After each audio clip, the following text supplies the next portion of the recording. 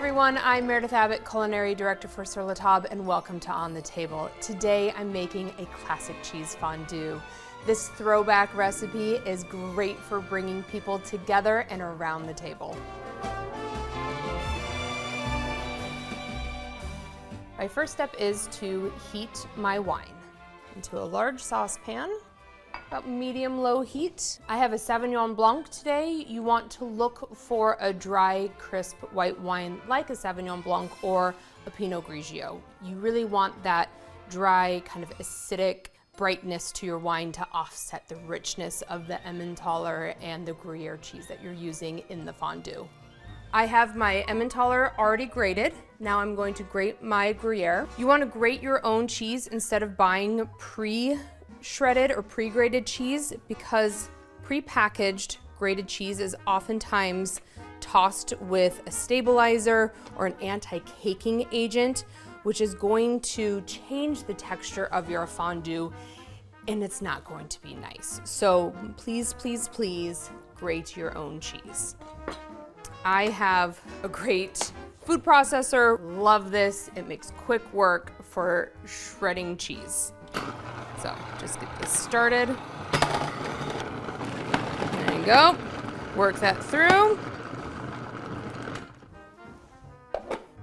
The ideal temperature I'm looking for in my wine to melt the cheese is about 150 degrees. So I'm going to temp it.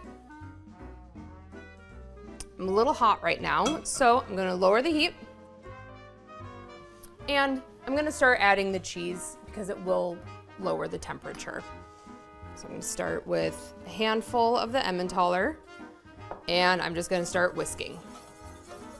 Whisk and add and whisk and add. About a handful at a time.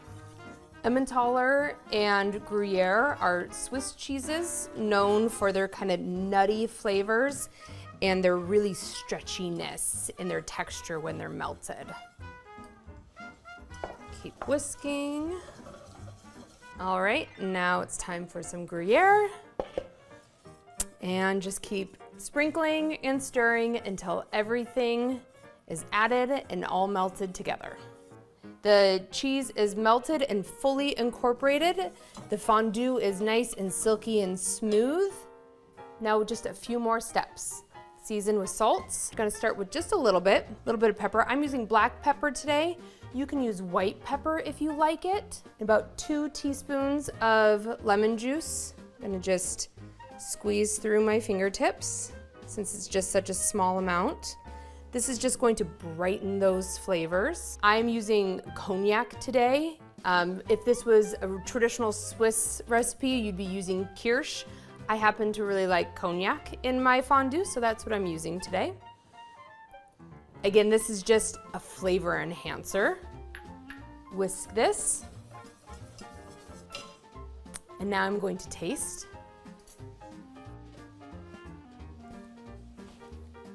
Ooh, nearly there, just needs a little bit of salt. This should be pretty heavily seasoned because you're dipping raw and partially cooked vegetables into it, so the fondue itself should be really robustly flavored.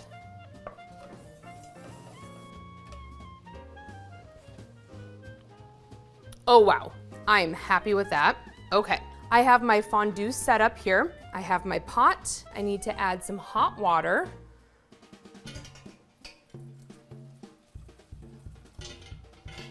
And now I have my insert. This is where my fondue is going to go. One little step that makes it a little extra special is to take a garlic clove cut in half and rub it on the inside of the pot. This is going to impart a nice, gentle garlic flavor. Okay. And now in goes the fondue. Beautiful. Okay, and now this goes in here, and I'm ready to set the table. It's nice to offer a variety of ingredients for your guests to enjoy.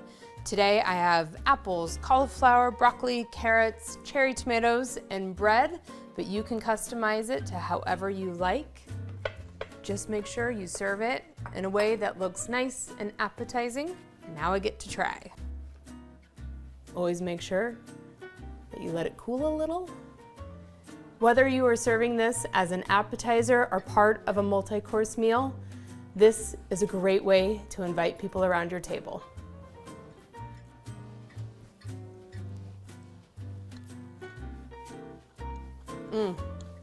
Enjoy.